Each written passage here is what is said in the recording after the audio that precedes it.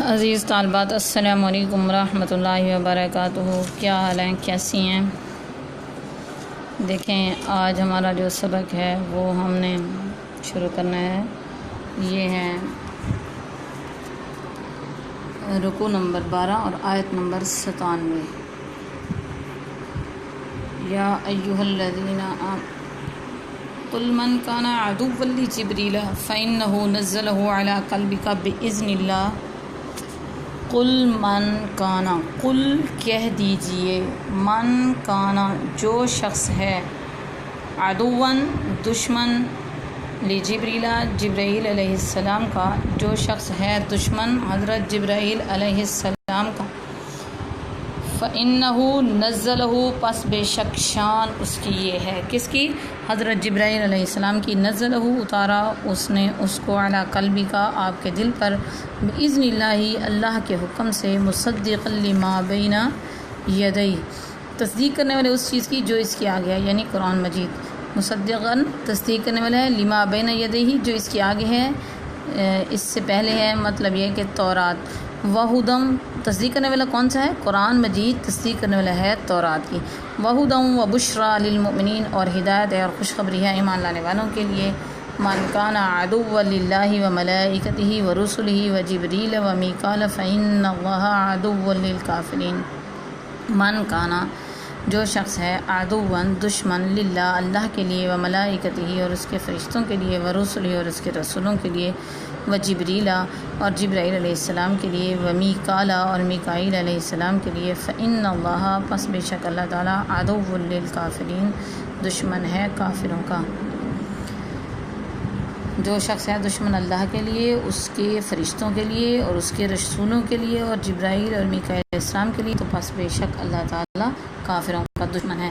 وَلَقَدْ أَنزَلْنَا إِلَيْكَ آیَاتٍ بَیِّنَاتٍ اور البتہ تحقیق نازل کی ہم نے آپ کی طرف روشن نشانیاں، آیاتٍ بَیِّنَات روشن نشانیاں، وَمَا يَکْفُرُ بِهَا إِلَّا الْفَاسِقُونَ اور نہیں انکار کرتے اس کا مگر نافرمان، وَمَا يَکْفُرُ بِهَا اور نہیں انکار کرتے اس کا مگر نافرمان۔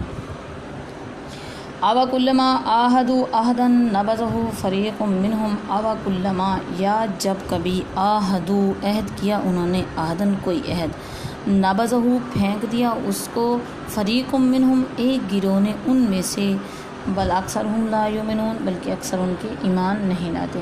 وَلَمَّا جَاءَهُمْ رَسُولٌ مِّنْ عِندِ اللَّهِ مُصَدِّقٌ لِّمَا مَعَهُمْ نَبَذَ فَرِيقٌ مِّنَ الَّذِينَ أُوتُوا الْكِتَابَ كِتَابَ اللَّهِ وَرَاءَ ظُهُورِهِمْ كَأَنَّهُمْ لَا يَعْلَمُونَ۔ وَلَمَّا اور جب، جاءہم آیا ان کے پاس، رسول من عند اللہ رسول اللہ کی طرف سے، مصدق تصدیق کرنے والا، لما معہم اس چیز کی جو ان کے پاس ہے، نبذ فریق پھینک دیا ایک گروہ نے، من الذین ان لوگوں سے، اوت الکتابہ جو دیے گئے کتاب، کتاب اللہ اللہ کی کتاب، وراء ظہورہم اپنی پشتوں کے پیچھے، کأنہم لا یعلمون گویا کہ نہیں وہ جانتے۔ جب کبھی آیا ان کے پاس رسول اللہ تعالیٰ کی طرف سے تصدیق کرنے والا اس چیز کی، یعنی اس چیز کو لے کر جو کہ تصدیق کرنے والی ہے جو ان کے پاس ہے، لما معہم اس چیز کی تصدیق کرنے والا جو ان کے پاس ہے، نبذ فریق پھینک دیا ایک گروہ نے، من الذین ان لوگوں سے جو دیے گئے کتاب اللہ تعالیٰ کی، اپنی پشتوں کے پیچھے، اپنی پشتوں کے پیچھے، اللہ کی کتاب اپنی پشتوں کے پیچھے، کأنہم لا یعلمون گویا کہ نہیں وہ جانتے۔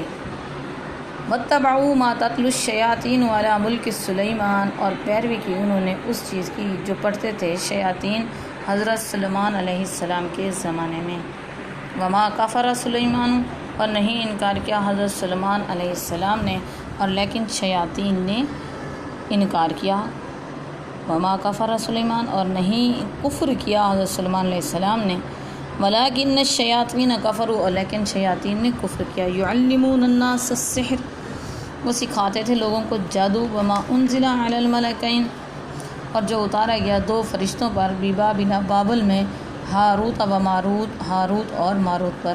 دو فرشتے کون سے تھے، ان کا کیا نام تھے؟ ہاروت اور ماروت۔ مقام جگہ جو تھی وہ بابل کی جگہ تھی۔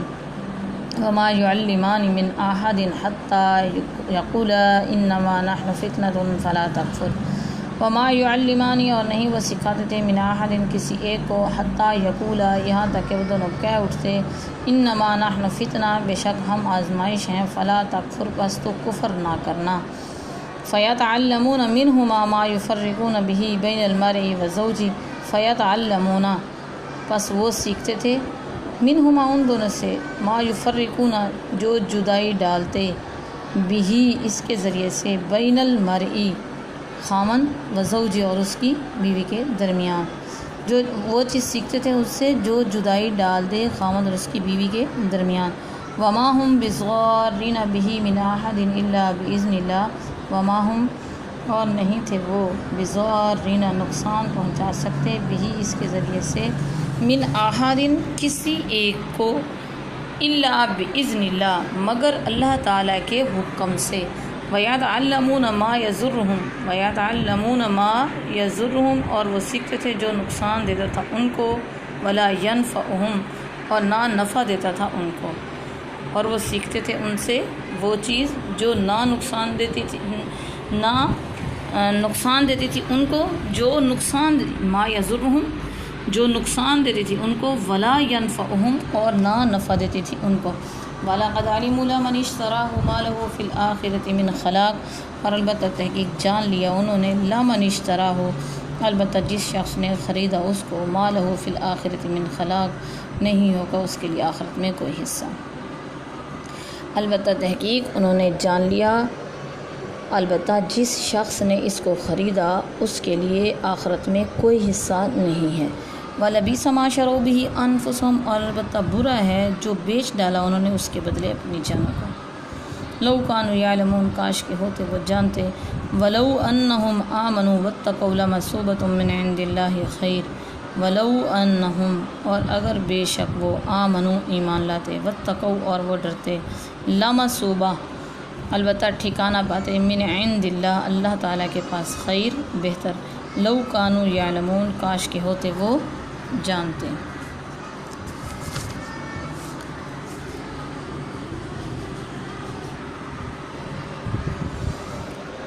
جبرائیل کی دشمنی اس آیت مبارکہ کے اندر دیکھیں، یہ تفسیر جو ہے آیت نمبر 97 تا 99 دو آیات میں کس چیز کا ذکر چل رہا ہے۔ ان آیات کا شان نزول کہ جب یہ آیات نازل ہوئیں اس وقت کیا وجہ بنی کہ جب یہ آیات نازل ہوئیں۔ ان آیات کا شان نزول یہ ہے کہ جب نبی کریم صلی اللہ علیہ وسلم مدینہ منورہ تشریف لائے اور یہود کو دعوت حق دی تو انہوں نے اپنے کچھ علماء کو آپ صلی اللہ علیہ وسلم کے پاس بھیجا جن کا لیڈر عبداللہ بن سوریہ تھا۔ انہوں نے حضرت صلی اللہ علیہ وسلم سے وہ سوالات پوچھے جن کے جواب سوائے نبی کے اور کوئی نہیں دے سکتا تھا۔ حضرت صلی اللہ علیہ وسلم نے یہودیوں کو درست جواب دیے، انہوں نے درست تسلیم کیا۔ آپ صلی اللہ علیہ وسلم نے پوچھا تو تم مجھ پر ایمان کیوں نہیں لاتے؟ انہوں نے کہا کہ آپ صلی اللہ علیہ وسلم پر کون سا فرشتہ وحی لاتا ہے؟ فرمایا جبرائیل علیہ السلام۔ ابن سوریہ نے کہا وہ تو ہمارا دشمن ہے، اگر میکائیل ہوتا تو ہم ایمان لے آتے۔ جبرائیل علیہ السلام ہم پر عذاب نازل کرتا ہے، اس کی یہود دشمنی مشہور ہے جس کی تازہ مثال حضرت صلی اللہ علیہ وسلم کی رسالت ہے۔ اللہ تعالیٰ نے اسے ہمارے پاس رحمت بنا کر بھیجا، لیکن اس نے یہ منصب نبوت محمد صلی اللہ علیہ وسلم کو سونپ دیا۔ تب یہ آیت کریمہ نازل ہوئی جس میں یہودیوں کے اس اعتراض کا جواب دیا گیا کہ جبرائیل علیہ السلام اپنی طرف سے کچھ نہیں کرتا، وہ خدا کے قابل اعتماد پیغمبر ہیں، پیغام پہنچانے والے ہیں اور صرف حکم الہی کی تعمیل کے لیے مقرر ہیں۔ جبرائیل علیہ السلام نے جو کلام الہی قرآن کی شکل میں حضرت صلی اللہ علیہ وسلم پر اتارا ہے وہ منشاء الہی ہے۔ اگر تم صرف اس وجہ سے جبرائیل علیہ السلام کی مخالفت کر رہے ہو کہ انہوں نے قرآن حضرت صلی اللہ علیہ وسلم پر کیوں نازل کیا اور تم پر کیوں نہیں اتارا، تو گویا تم اللہ تعالیٰ کو اپنا دشمن خیال کرتے ہو۔ بعد ازیں قرآن اپنے 3 وصف بیان کرتا ہے۔ نمبر 1 وہ سابقہ آسمانی کتب کی تصدیق کرتا ہے، کوئی نرالا پیام پیش نہیں کرتا۔ نمبر 2 وہ پیکر رشد و ہدایت ہے۔ نمبر 3 اہل ایمان کے لیے بشارت ہے، خوشخبری ہے، مؤیدہ بشارت ہے تاکہ یہود اس کتاب الہی پر ایمان لائیں۔ اب ان کی مخالفت صرف قرآن کی مخالفت نہیں بلکہ خود ان کی اپنی کتاب کی بھی مخالفت ہے۔ آیت نمبر 98 میں حضرت جبرائیل علیہ السلام کی مخالفت کا لازمی نتیجہ یہ بیان کیا گیا کہ جو شخص جبرائیل علیہ السلام کا مخالف ہے وہ خدا کا مخالف ہے، اور اس سے تمام رسولوں، تمام ملائکہ، حتیٰ کہ میکائیل علیہ السلام کی مخالفت بھی لازم آتی ہے۔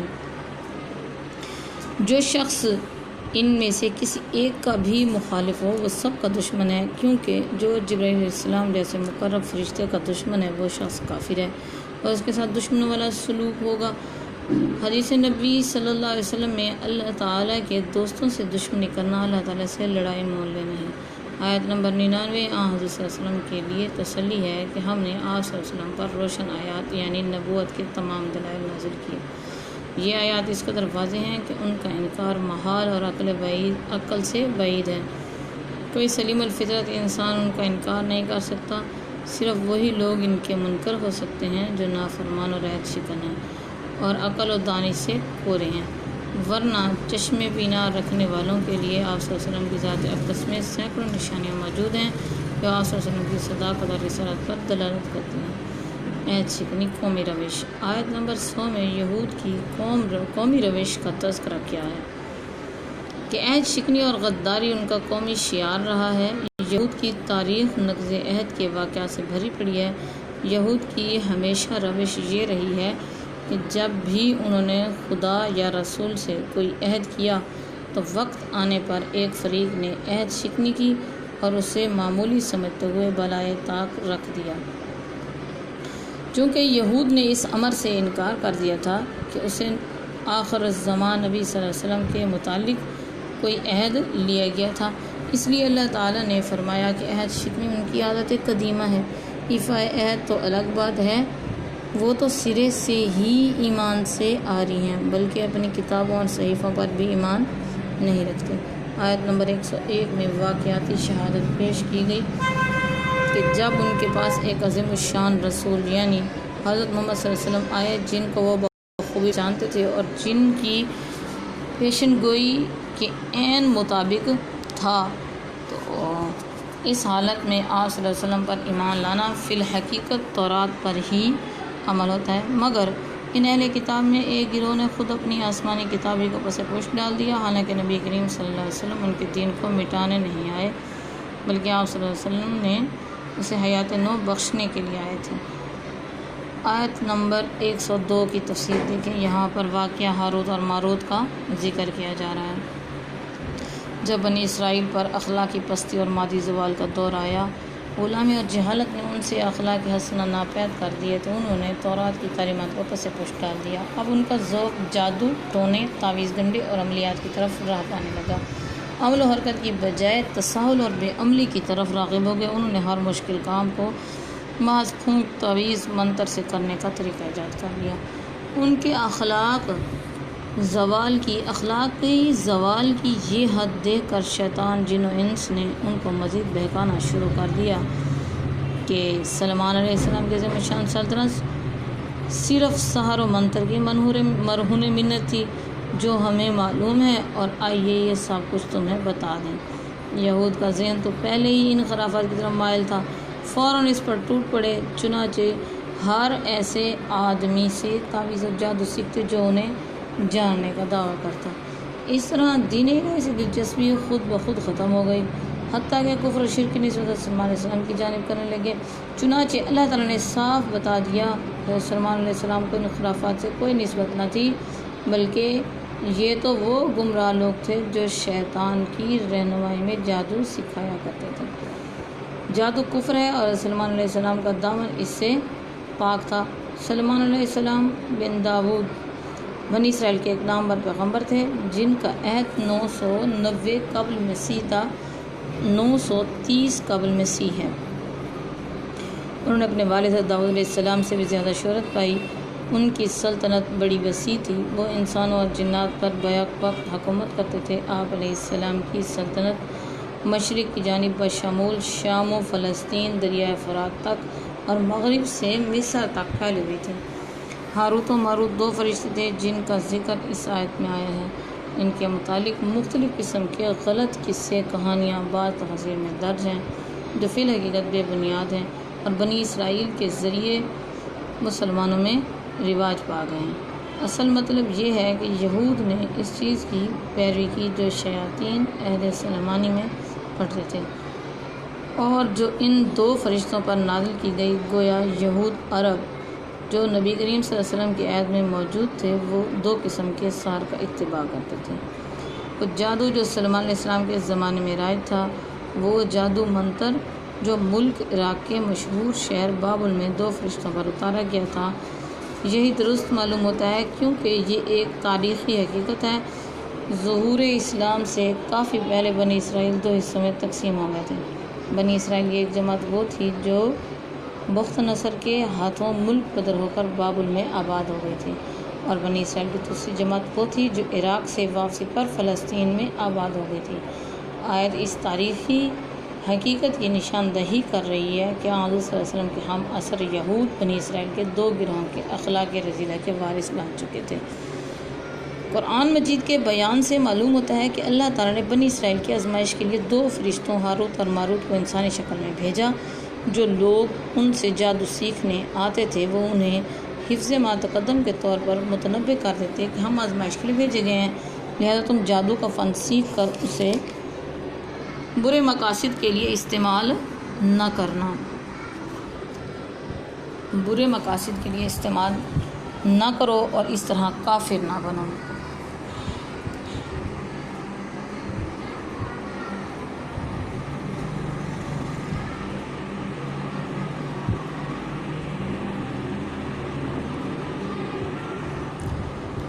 سید مودودی رحمۃ اللہ علیہ اس بارے میں بتاتے ہیں کہ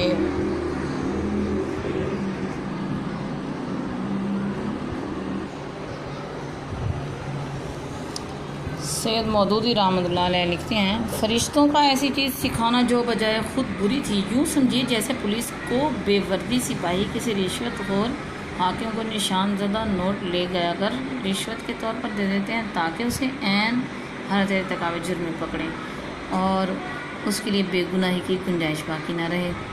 گرچہ سحر حرام ہے لیکن ان فرشتوں کو اس لیے سکھایا گیا تھا تاکہ سرکش اور بد عہد یہودیوں کی بدعمالی واضح ہو جائے۔ مندرجہ بالا وارننگ کے باوجود یہود فرشتوں سے ان عملیات کو سیکھتے تھے جن کے ذریعے وہ زوجین کے درمیان تفریق اور معاشرے میں فتنہ فساد پیدا کرتے تھے۔ یہ حرکت یہود کی انتہائی پستی کی دلیل تھی، گویا ان کی کوشش ہوتی تھی کہ میاں بیوی کے درمیان رشتہ الفت ختم کر دیں جس پر معاشرے کے استحکام کی بنیاد ہوتی ہے۔ وہ اس حقیقت سے بھی ناواقف تھے کہ اعمال شیطانیہ سے کسی کو نفع یا نقصان صرف اللہ کے اذن سے ہی پہنچایا جا سکتا ہے، ورنہ یہ علوم بذات خود بے اثر ہیں۔ آخر میں فرمایا کہ یہود بخوبی جانتے ہیں کہ اس طرح کے اعمال رذیلہ میں پڑھنے والوں کے لیے آخرت کی زندگی میں کوئی حصہ نہ ہوگا۔ افسوس ہے ان پر، وہ دین حق جیسی نعمت سے منہ موڑ کر کفر و سحر اختیار کرنے لگ گئے، گویا اللہ اور آخرت پر ان کا ایمان ہی نہ رہا۔ اللہ تعالیٰ ہمیں ایسے اعمال سے بچائے اور ان بری چیزوں سے اللہ تعالیٰ ہمیں بچائے۔